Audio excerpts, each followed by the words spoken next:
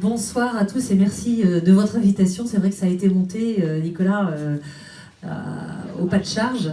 Moi, j'arrive des Pays de la Loire, j'arrive non pas avec mon bateau, parce que naviguer sur la Loire en ce moment, c'est pas très simple, mais je suis vraiment franchement ravie. C'est toujours un bonheur. Moi, je découvre ce que c'est qu'une campagne électorale, et finalement, de parcourir comme ça du territoire, c'est formidable. Il y a une chose qui me frappe depuis, j'ai commencé moi ces réunions de campagne déjà depuis quelques semaines, enfin ou 3 semaines, et pas plus que ça, mais déjà ça.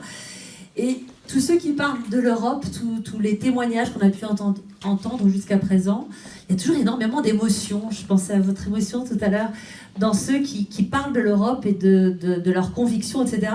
Et je suis en train de me poser la question, mais pourquoi il y a cette fracture entre ceux qui sont si fondamentalement européens dans l'âme et finalement ceux qui la rejettent ou qui n'y croient pas. Et je trouve ça génial d'avoir un jeune aussi parmi nous, parce que voilà, il va falloir aller mobiliser la jeunesse. Alors moi j'ai envie de vous dire plusieurs choses. D'abord, pourquoi moi je m'engage, moi qui j'ai un profil un peu atypique dans la liste Renaissance. Pourquoi je m'engage et ce que j'ai envie de porter demain à l'Europe. Donc moi je suis journaliste de formation. Et puis ça c'est ce qu'on connaît un peu plus de moi, j'ai pendant une quinzaine d'années pratiqué la course au large et j'ai traversé les océans, j'ai fait 2 fois le tour du monde et j'ai un titre de gloire d'être la première femme à avoir fait ce tour du monde en solitaire et sans escale qu'est le Vendée Globe. Et c'est amusant parce que c'est ce Vendée Globe finalement qui m'amène jusqu'ici, parce que à la fois, ce que j'ai pu voir en mer m'a beaucoup frappé, mais avant même le Vendée Globe. À la première transat que j'ai accomplie en 91, bon, rien n'était pas né. Même sur mon premier Vendée Globe 96, t'étais pas né. Juste 96, tout petit. J'ai vu des déchets, alors des déchets en mer et très au large. C'est-à-dire que quand on voit des déchets sur le rivage, dans nos rivières, sur nos territoires, etc., dans la campagne, c'est assez révoltant, mais quand on les voit au large, on se demande, et c'est la réflexion que je me suis faite, c'est comment en est-on arrivé là collectivement. Moi, je ne me suis pas dit où sont les affreux pollueurs. Ce jour-là, je me suis sentie responsable. Et je suis habitée depuis par cette responsabilité, ce sentiment de responsabilité individuelle et collective. C'est comment en est-on arrivé là collectivement. Et donc, quand je dis c'est le Vendée Globe qui m'a amené probablement jusqu'ici, la mer m'a aussi appris beaucoup de choses. C'est que, notamment quand on navigue en solitaire, alors j'ai beaucoup navigué en équipage, et puis depuis j'ai monté aussi beaucoup de projets en groupe, collectif. Mais la mer m'a appris une chose, c'est que quand on n'a pas le choix, quand on est seul au milieu notamment des mers du Sud, et bien parce qu'on n'a pas le choix, quand on est face à un problème, on trouve les solutions. Et je suis rentrée, mon premier bouquin s'appelle Possible rêve, et depuis ma devise, c'est que les rêves sont réalisables à condition d'entreprendre collectivement et de persévérer, parce que c'est pas simple. Et le défi devant lequel on est avec cette Europe qui est un petit peu à la dérive en ce moment, hein, dans laquelle plein de gens ne croient plus, eh bien, je pense que c'est un défi absolument fondamental. Et moi je crois qu'il y a des solutions. Alors pourquoi je décide, après j'ai arrêté la compétition il y a déjà presque 18 ans, et depuis 18 ans je me suis posé la question, m'arrêtant, comment je peux poursuivre mes engagements. Je suis journaliste, je suis navigatrice, qu'est-ce que je peux faire? Et je suis une femme optimiste, donc je pense que c'est important, cet élément-là, je pense qu'il faut être optimiste. Et déjà début des années 2000, je constatais les problèmes, mais je rencontrais des gens qui portaient des solutions. Et donc, depuis 18 ans, ce qui m'intéresse, c'est de me mobiliser, soit pour mettre en œuvre des solutions moi-même dans mon milieu, qui est celui du maritime, et notamment de la plaisance.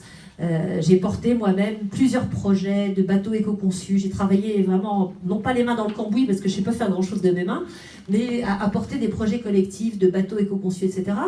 Soit à essayer de valoriser des solutions existantes. Et là, c'est la journaliste. J'ai accompli plusieurs fois des tours de France de solutions. Alors la première fois, c'était en 2006-2007, et je vais vous montrer un extrait d'une solution qui moi, m'intéresse beaucoup. En 2015, alors que j'avais cofondé une plateforme Océan et Climat avec plein d'acteurs, J'ai refait un tour de France des solutions pour le climat. Et puis en ce moment aussi, j'essaie de montrer à nouveau des solutions. J'ai été déléguée. Alors, pendant ces 18 ans, petit à petit, mon chemin politique a émergé. Et pour tout vous dire, j'ai refusé déjà 3 fois de m'engager dans les élections européennes. J'ai refusé, mais ça veut dire que je me suis quand même posé la question à chaque fois qu'on m'a proposé est-ce que j'y vais, est-ce que j'y vais pas. J'ai refusé parce que il fallait franchir le pas de passer de la société civile à l'engagement politique. Et petit à petit, donc, j'ai participé il y a exactement 10 ans au Grenelle de la mer, qui a été un premier travail collectif de réflexion sur, des acteurs du maritime, sur le fait maritime français. Il y a un truc qui est extraordinaire, c'est que la France et l'Europe, même grâce à la France, est le 2e espace maritime au monde. L'Europe dispose et est souveraine sur le premier espace maritime au monde. Au passage, la carte qui est là-bas, elle est pas mal, mais elle présente que les territoires. Enfin, elle présente. Il n'y a pas les frontières, les zones économiques exclusives. Mais le territoire maritime de l'Europe, c'est 25 millions de kilomètres carrés, quand la Terre, c'est 4 millions de kilomètres carrés. Et donc, au Grenelle, il y a 10 ans, on s'est rendu compte qu'on a fait ce constat collectif que la mer était l'avenir de la Terre. Et la mer est l'avenir de l'espèce humaine, parce que d'abord parce que l'océan nous produit 50% de l'oxygène qu'on respire, capte 25%, un quart des émissions de gaz à effet de serre. Et puis on trouve en mer tout un tas de ressources qu'on ne trouve, ou du moins qui s'amenuisent à terre. Et donc, 10 ans, le Grenelle de la mer. Ensuite, je suis entrée au Conseil économique, social, environnemental, où j'ai à nouveau porté les questions océan. Et là, j'ai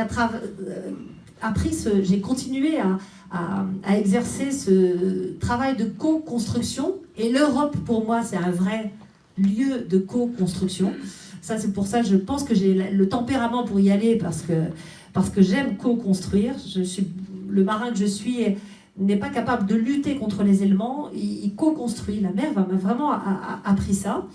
Et puis je suis sortie de là, je suis entrée pendant 2 ans, j'ai été déléguée à la mer au littoral. J'ai appris à travailler avec l'administration française, etc. Et pendant toutes ces années-là, travaillant notamment sur un voilier du futur, je me suis frottée à la transition écologique et énergétique. J'ai vu tous les freins qu'il fallait lever, et beaucoup de freins sont à lever au niveau européen. J'ai vu à quel point j'ai véritablement vécu dans à la fois mes projets personnels, avec d'autres acteurs, mais aussi dans les fonctions que j'ai occupées, qu'il fallait accélérer cette transition. Il fallait trouver des outils pour l'accélérer. Donc, ça fait plusieurs années qu'au MODEM, on m'a proposé d'intervenir dans des congrès pour parler des enjeux maritimes. Je fais régulièrement des conférences sur les enjeux maritimes, les enjeux océans. Et là, quand on m'a proposé d'y retourner, là, je me suis dit, il y a 2 urgences. Il y a cette urgence pour la planète que je sens profondément. Il y a vraiment, il faut que je trouve des accélérateurs, que nous trouvions des accélérateurs de transition. Mais il y a aussi une urgence pour l'Europe, et c'est probablement celle qui m'a convaincue d'y aller. Et puis il y a aussi ce qui m'a convaincue d'y aller, c'est que, on va dire, c'est le discours aussi du président de la République. Je veux dire, cet élan qu'il donne, cette dynamique. C'est vrai que je me suis déjà reconnue dans La République En Marche quand elle a été lancée. Mais au-delà de ça, je me dis que dans cette situation de crise dans laquelle il faut du leadership, et il exerce aujourd'hui un leader, et on a absolument besoin de ce leadership, il faut y aller. Alors, on peut donner toutes les critiques qu'on veut, mais il faut se retrousser les manches. Et ça, j'ai envie de participer, on va dire, à cet élan collectif pour trouver des solutions.